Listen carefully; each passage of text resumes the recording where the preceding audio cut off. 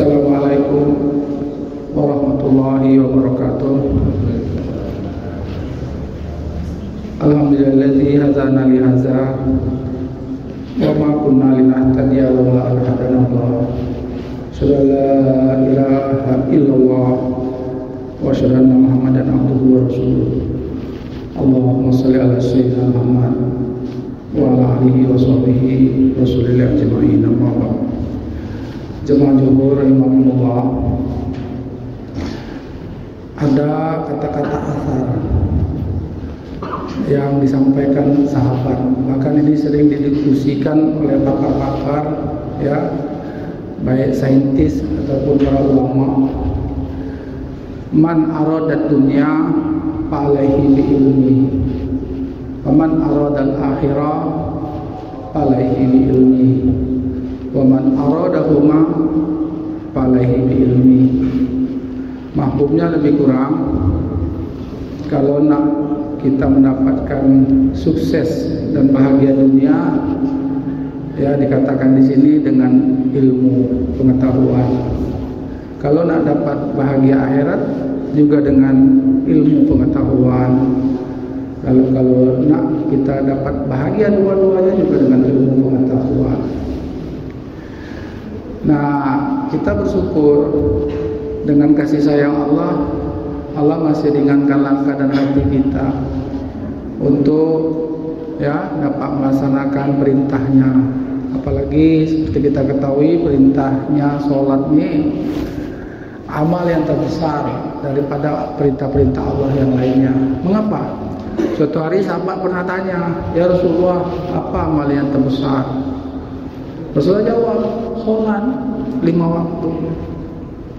Nah, kita tahu bahwa sholat itu perintah Allah, tapi berjamaah di masjid ini sunnah Rasul. Nah, bahkan kita sering dengar, ya, agama ini kan ad-dinun nasihat, agama itu nasihat, dan sifatnya dalam nasihat itu dia harus diulang-ulang. Diulang-ulang ini bukan kita bosan.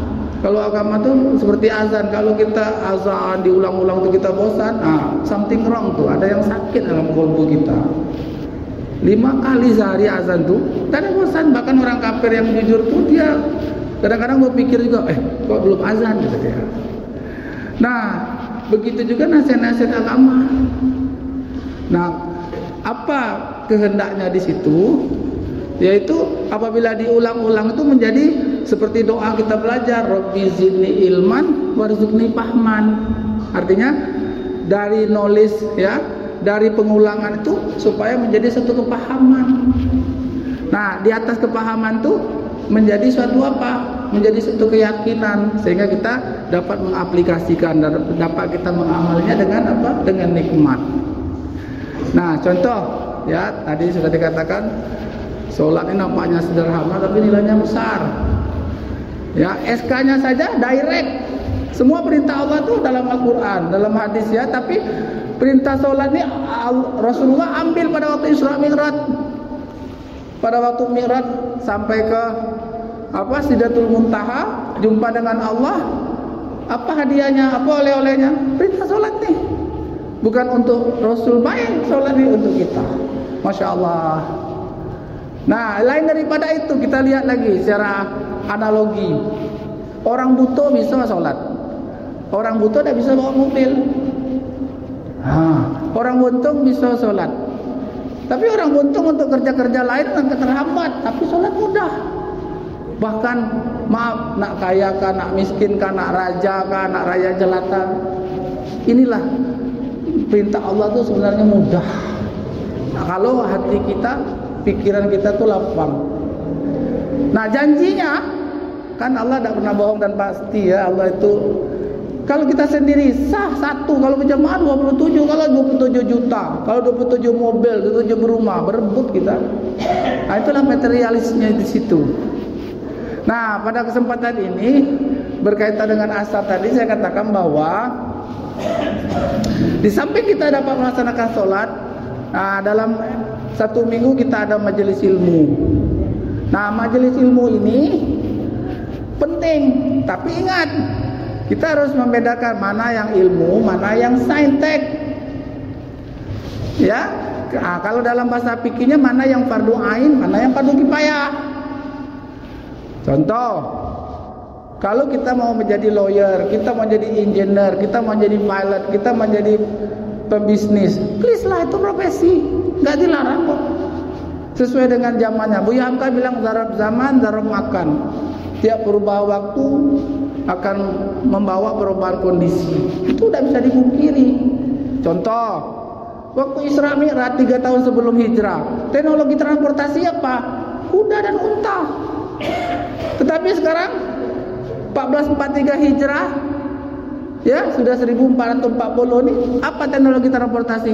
Mobil, kapal terbang, bahkan pesawat ruang angkasa, besi itu bisa terbang. Itu fakta tuh, tidak bisa kita pungkiri. Dilarang Tuhan? Tidak.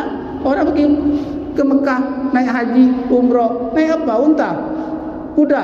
Iya kalau deket naik pesawat terbang. Kalau kita dari Indonesia, Allahu Akbar. Inilah nikmat Allah. Ya, jadi inilah ilmu yang saya katakan, ada yang sifatnya fardu kifayah, ada yang fardu ain. Yang fardu kifayah ini ya sesuai dengan bakat kemampuan. Ada yang hobi bertani, dia masuk fakultas pertanian. Hobi dia tentang hukum, masuk lawyer, fakultas hukum. Yang hobi tentang engineer, teknik, masuk teknik. Kita tengok nabi-nabi itu, dari Nabi Adam, Nabi Idris, Nabi Nuh, Nabi Ibrahim, yang nabi besar-besar tuh, masing-masing profesinya beda. Profesinya beda. What the mission? Main missionnya itu apa? Apa utama misinya tuh? Ya ayuhan nas, kullu la ilaha illa tuflihu. Misinya utamanya mengajak orang kepada Allah, mengajak orang taat kepada Allah, mengajak orang menjalankan perintah Allah, menjauhkan larangannya. Tapi tidak dilarang profesi itu, selagi profesi itu baik, mendukung tujuan. Nabi Daud profesinya apa? Ngurut besi, jadi baju besi, jadi senjata, pedang, dan lain-lain.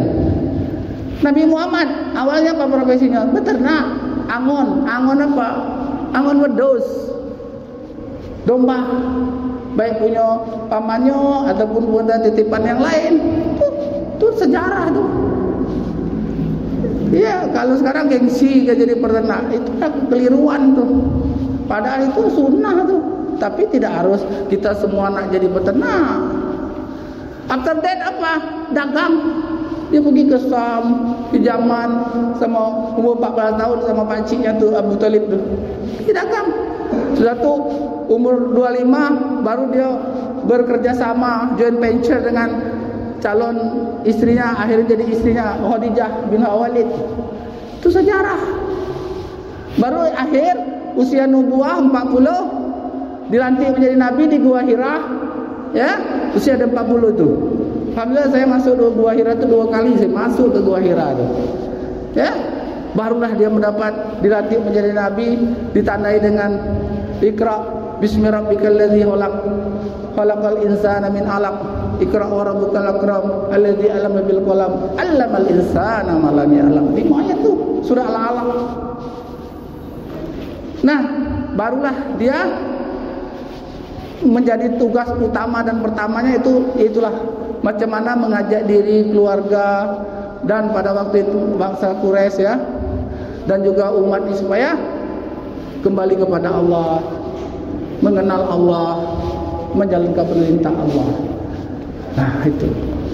Lalu kalau kita lihat lagi sedikit sejarah, misalnya ini bagian ya, ilmu sejarah itu bagian daripada ilmu ya.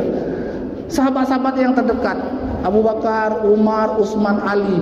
Abu Bakar berkebun, dia banyak kebun kurma, dia berdagang juga, tapi dia orang bijak. Ya, Utsman luar biasa lagi bisnisnya tuh.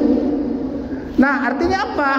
Kalau kita melihat Islam ini, Masya Allah, harus secara universal, holistik. Nah, nanti baru nampak, oh ini maksud, ini keperluan, ini fardu kifayah, ini fardu ain. Maka macam sholat nih, ya kita baca Quran, kita belajar agama itu fardu ain. Kita jadi pilot, jadi tentara, wajib kita tahu ilmu sholat, wajib kita tahu Quran. Tapi kita bukan tentara, mungkin kita tidak tahu tentang ketentaraan. Karena keterbatasan kemampuan manusia masing-masing.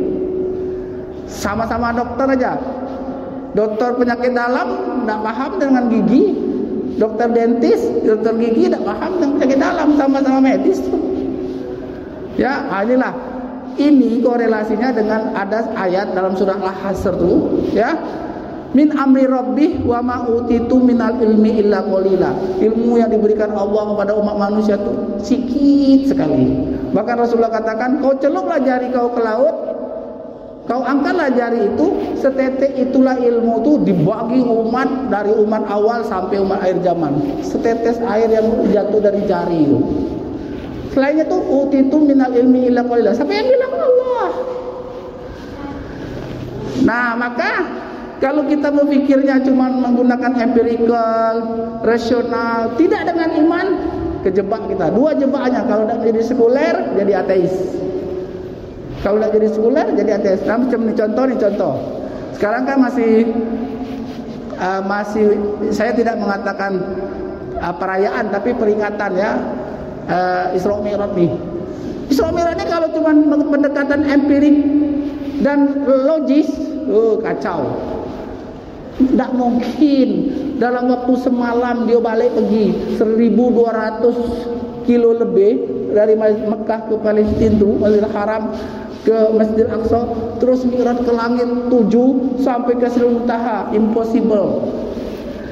Itu kacamata manusia biasa. Tapi kalau kekuasaan Allah, tidak ada yang mustahil bagi Allah. Nah, di sini kita harus ada pendekatan otorita wahyu, karena kita terbatas.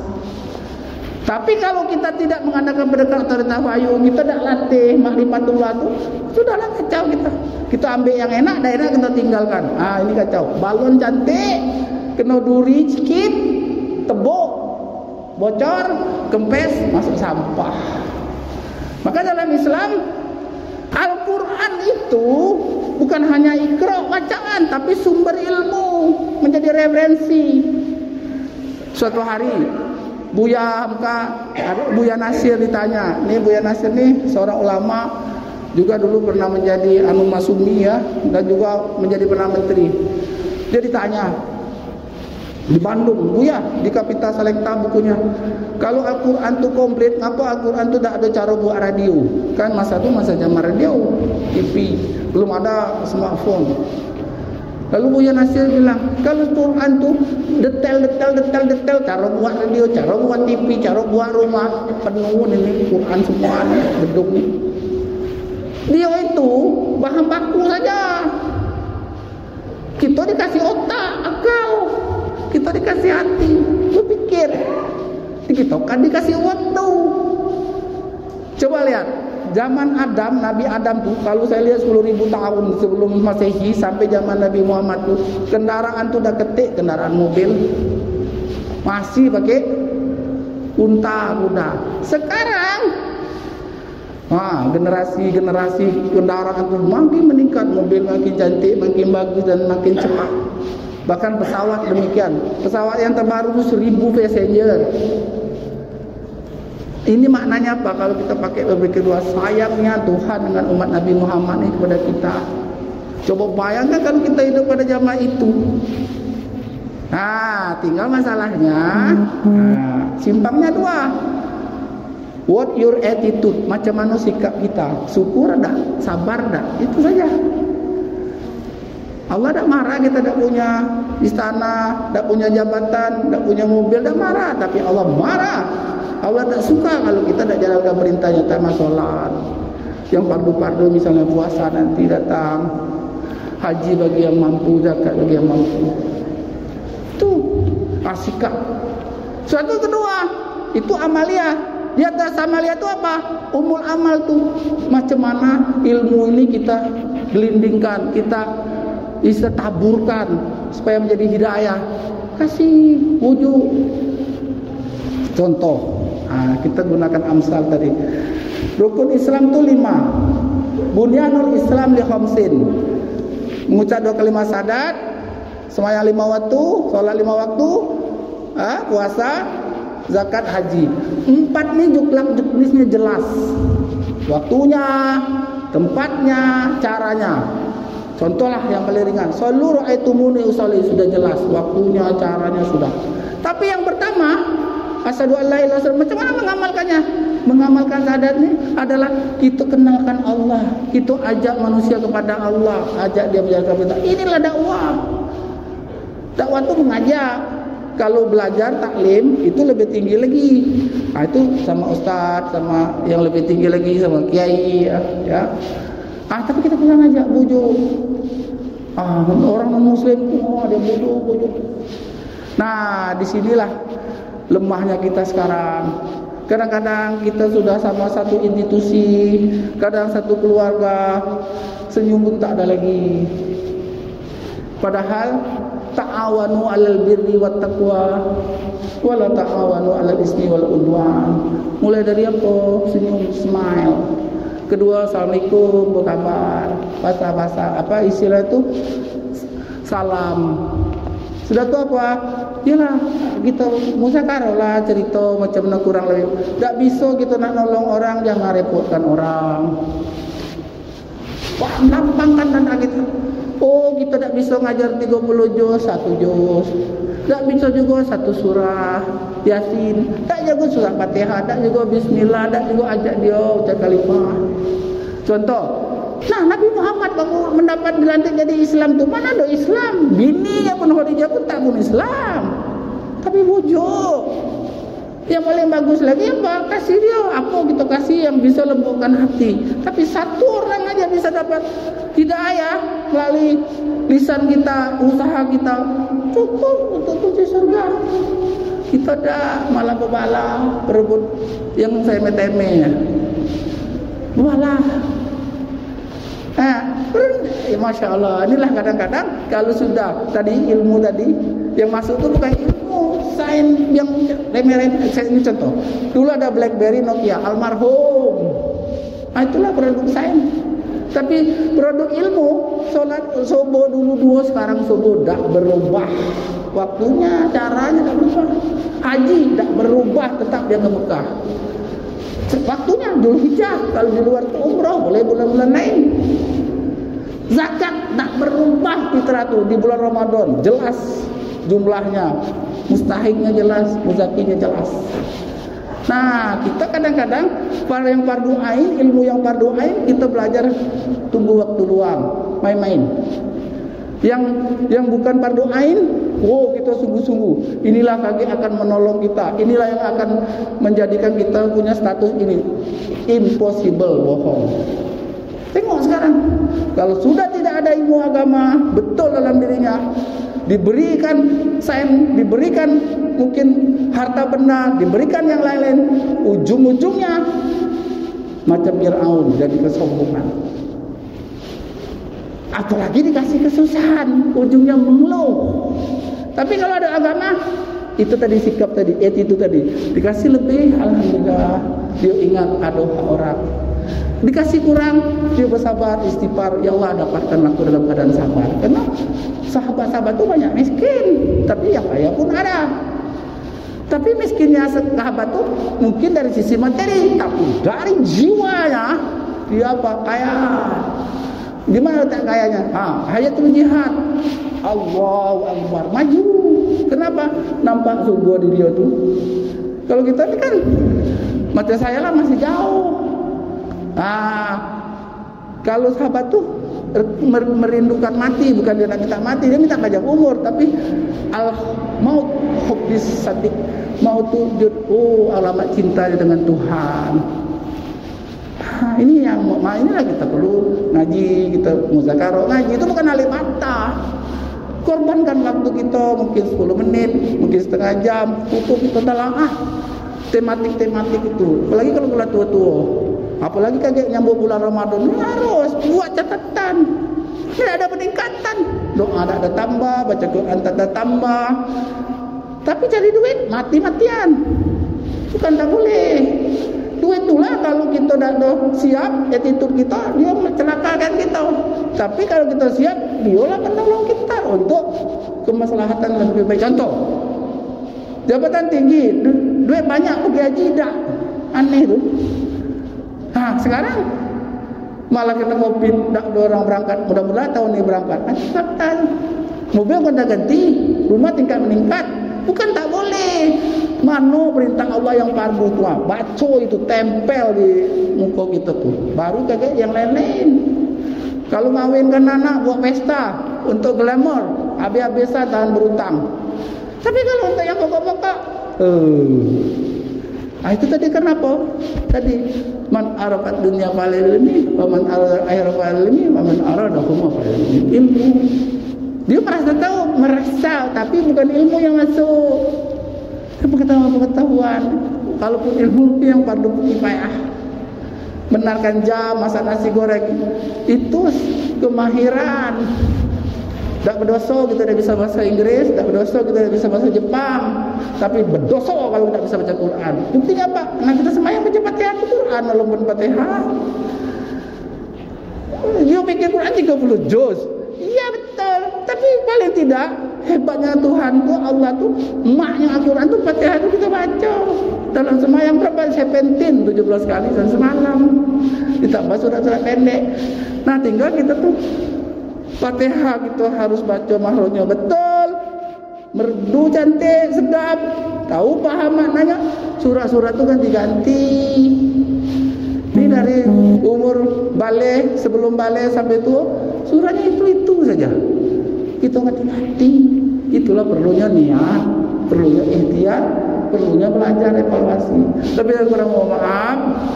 Wabillahi taufiq wa hidayah. Assalamualaikum warahmatullahi wabarakatuh.